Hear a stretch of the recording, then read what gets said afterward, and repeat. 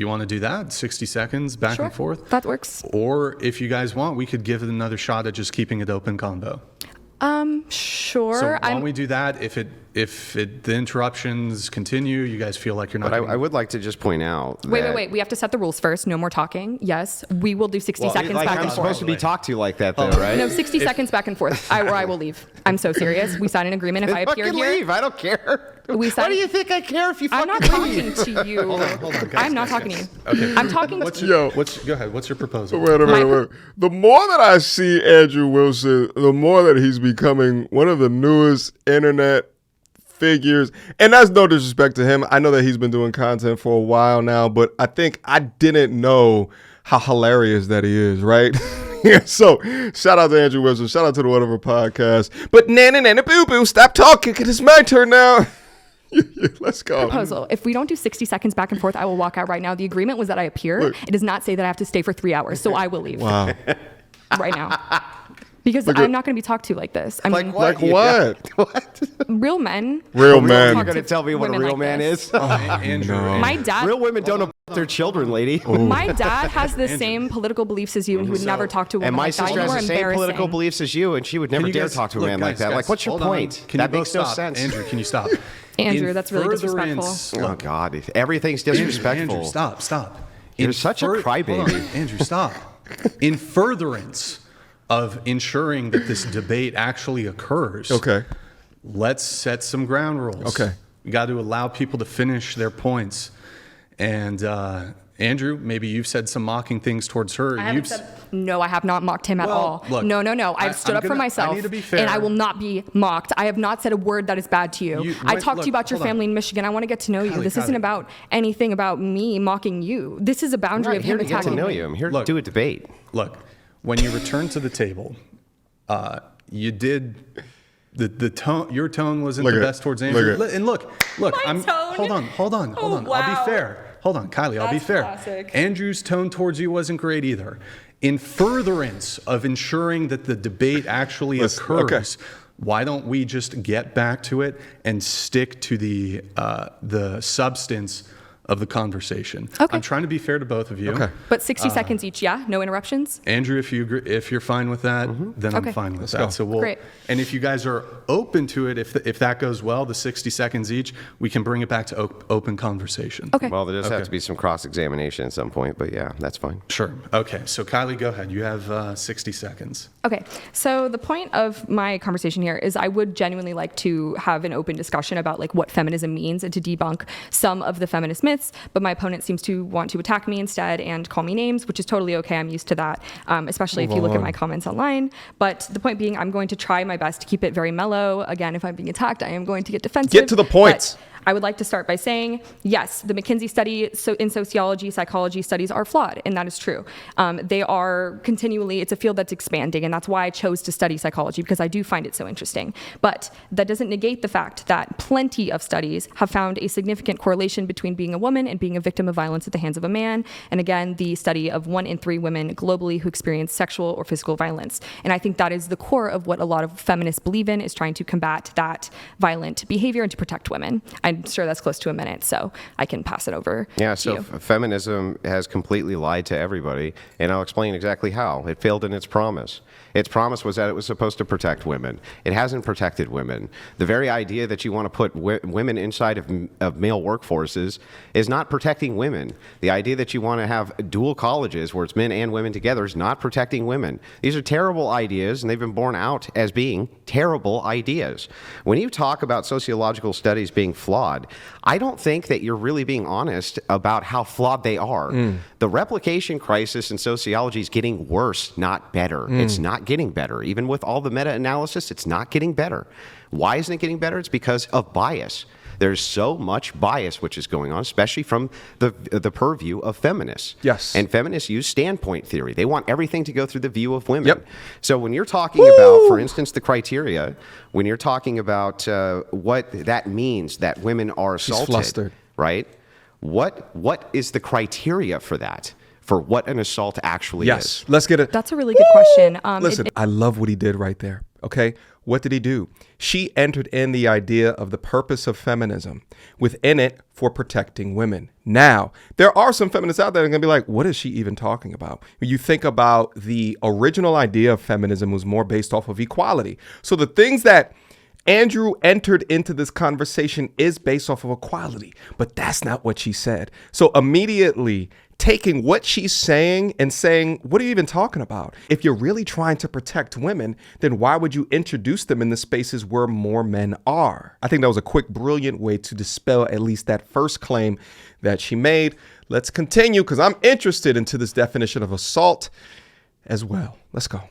We are definitely working on defining the lines for that. So Okay. right now there's an acronym that we are coming up with that we want to teach in schools of like what that means, which is FRIES, so freely given, reversible, informed, enthusiastic, or engaged in specific of what consent means, so that there is no confusion about what is happening in terms of, like whether it's an assault, because I know that does happen where men are confused and they don't know, and especially if there's alcohol involved. And so my goal is to protect women and also to make sure that men know that if they are causing harm, that, a lot of men, they don't want to hurt other people. They don't realize it. It depends what you define as we have better harm. education about like what assault is and how to Okay. prevent it, because again, there are male victims. So I think if it's something that we can come forward about and make sure that everyone feels heard and supported, then men would also come forward more about like if they've been assaulted. This doesn't answer my question, though. My question is, when you cite the data on how many of these women have actually been assaulted,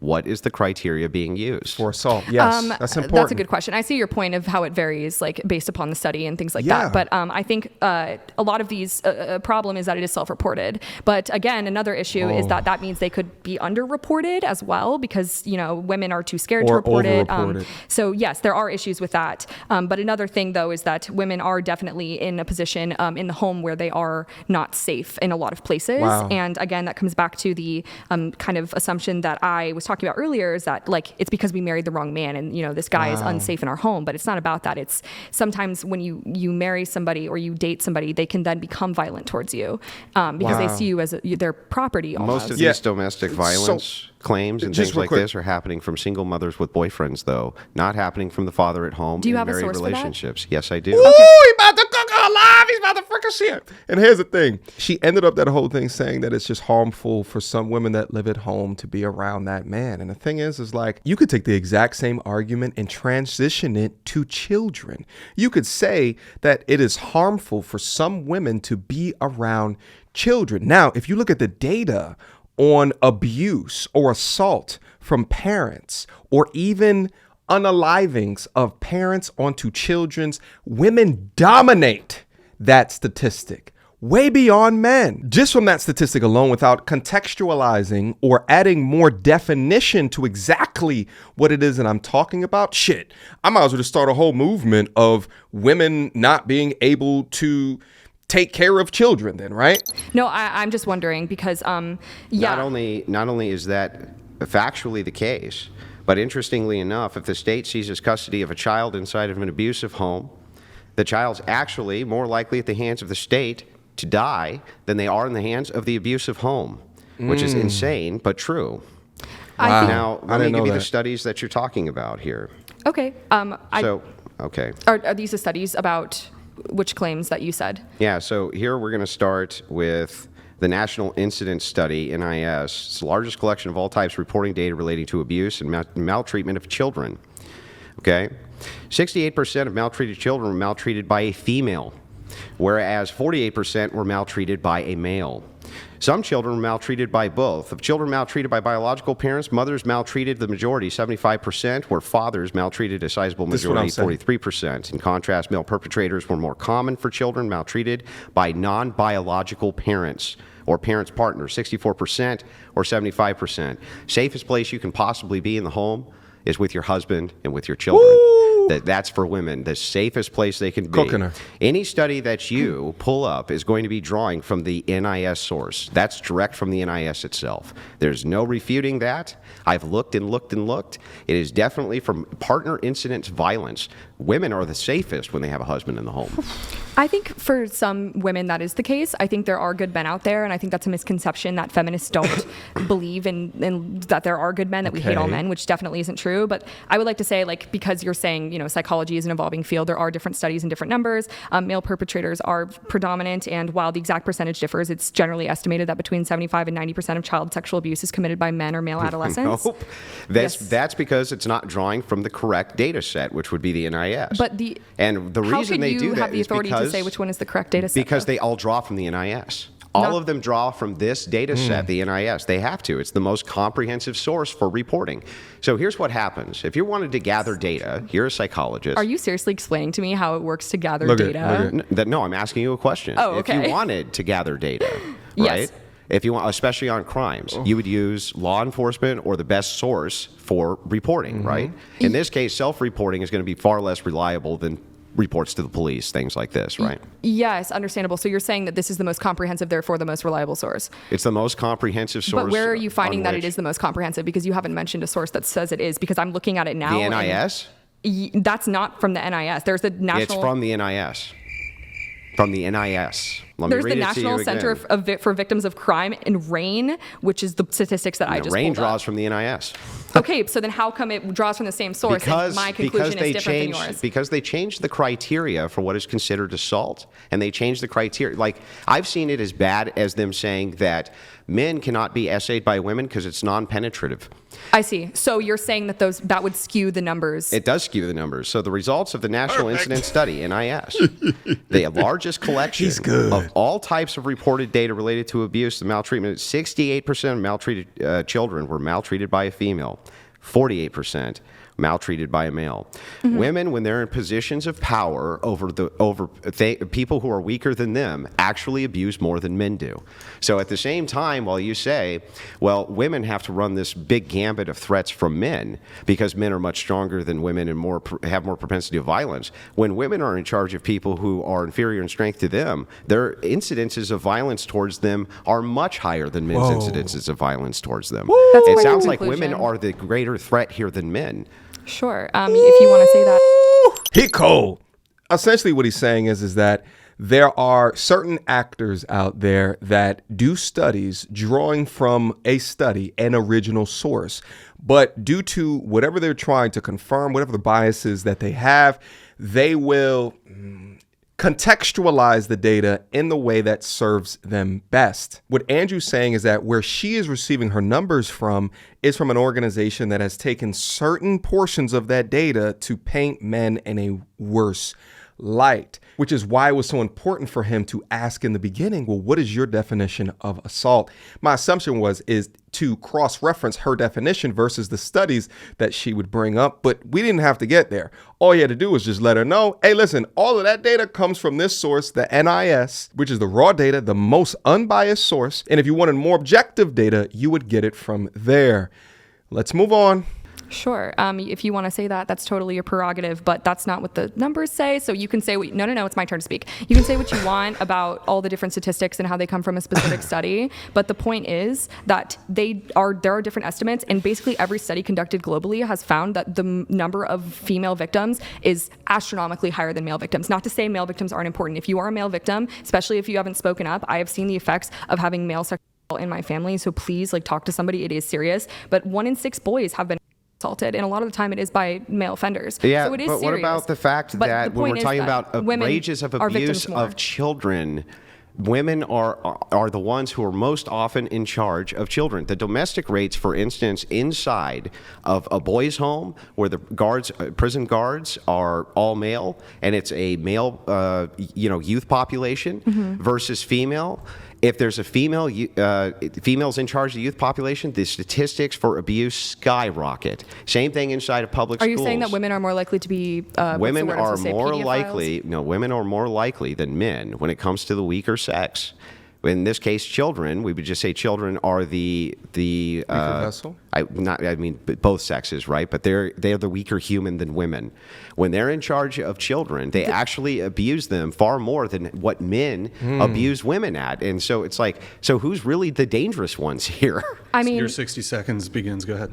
Oh, thank you. Thank you. Well, I would like to say that is a claim that is a reasonable conclusion that you are drawing from the data that you are presenting. Unfortunately, that is not true, though, that the vast majority of sex offenders are male, and especially when, there are still female offenders, and that is still bad. But the point is that there is significant male dominance, and that most sex offenders are male, and females do commit sex crimes, but they're often underrepresented as perpetrators. So you're correct. But hold on. Data you're reporting, is it? Do you want to continue? Yes, please. And so I'll give you your 60. This is from the United States Commission Sentencing, which is just about sexual abuse offenders. And there's a whole pie chart here, about how many times they offend and who they offend and who they're under guidance for. And again, it is saying that the vast majority, up to 80% of the perpetrators are men. Yeah, yeah, you can talk now. So, women, do you agree with me that I have to ask some questions here so I can figure some things out? I hope that you'll answer them.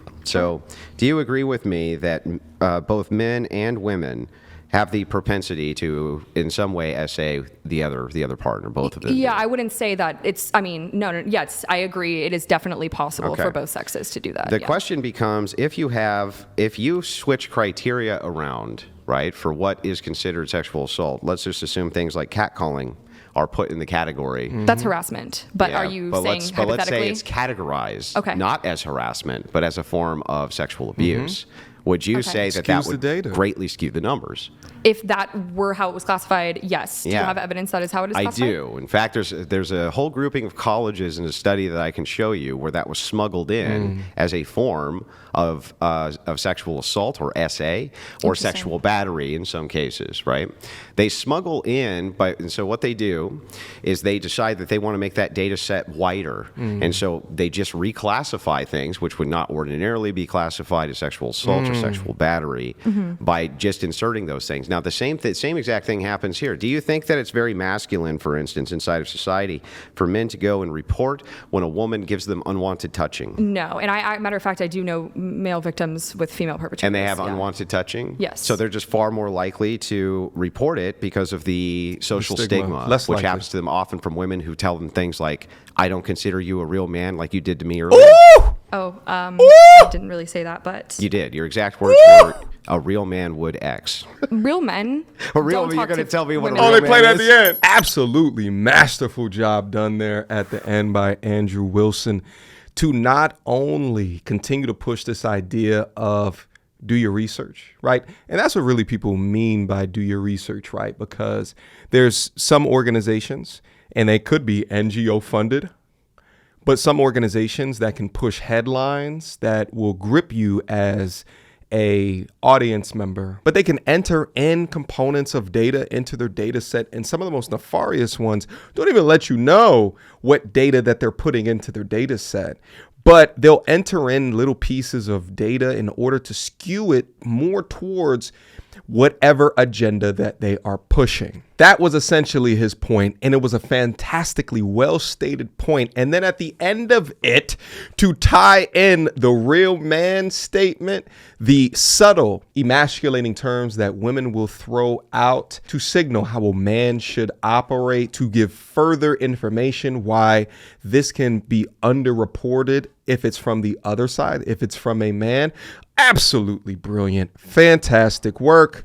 Guys, let me know what you think about the conversation that I placed out in front of you. Do you agree with Andrew? Do you more so agree with the lovely young lady to his right? Let me know down in the comment box down below. Let's continue to have these amazing conversations, and I'll see you guys soon. Last but not least, join my men's self-development community. Link to it down in the description box down below.